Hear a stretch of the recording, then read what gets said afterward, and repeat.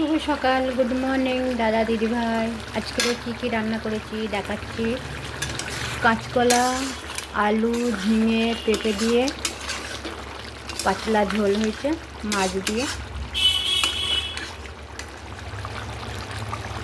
কেমন হয়েছে কমেন্টে বলবে। আর চলে আসো, আজকের শনিবার নিরামিষও রান্না হয়েছে আলাদা, সয়াবিন আলুর তরকারি।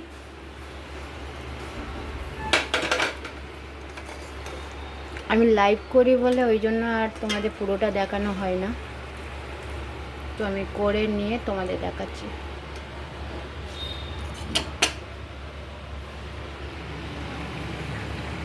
ডিম সিদ্ধ, শসা, আলু, আর এখানে সয়াবিন আলুর তরকারি। এটা নিরামিষ শনিবার। টাটা, গুড মর্নিং, শুভ সকাল, ভালো থেকো, সুস্থ থেকো। Good afternoon,